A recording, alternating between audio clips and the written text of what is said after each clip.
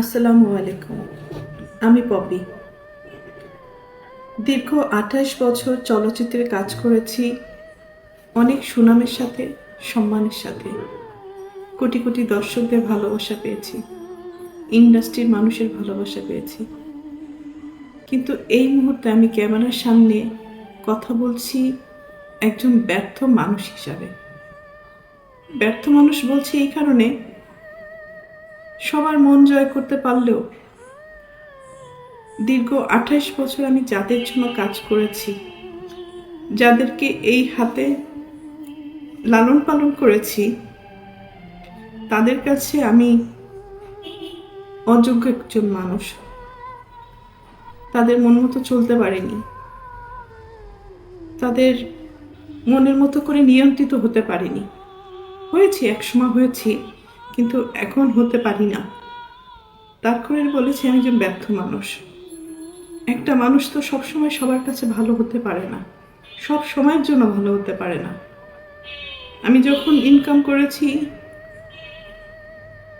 দু হাতে দিতে পেরেছি, লুটাতে পেরেছি, তখন আমি আমার পরিবারের কাছে অনেক প্রিয় একজন মানুষ ছিলাম। এখন দিতে পারি না, হয়তো তাদের প্রয়োজন অনুযায়ী, যার কারণে আমি এখন তাদের কাছে গলার কাটা, শত্রু এবং অপছন্দের একজন মানুষ। দীর্ঘ 2 দিন যাবৎ আমি আসলে দেখলাম যে আমার পরিবার কতটা নিচে নামতে পারে, কতটা হীন পরিচয় দিতে পারে, কত হিংস্র ব্যবহার করতে পারে, কত নোংরা শব্দ ইউজ করতে পারে। সাথে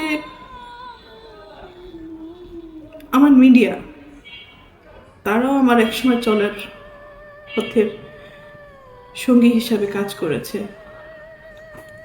মিডিয়ার কাছ থেকে সবসময় আমি সহযোগিতা পেয়েছি, ভালোবাসা পেয়েছি, সাপোর্ট পেয়েছি। কিন্তু আমার পরিবারের কয়েকটা মানুষের মিথ্যা কিছু কথাবার্তা, মিথ্যা অভিনয়, মিথ্যা নাটক, মিথ্যা অভিযোগ বলার সাথে সাথে যে মানুষগুলো আমাকে সব থেকে বেশি চেনার কথা, জানার কথা, সাপোর্ট করার কথা, সেই মানুষগুলো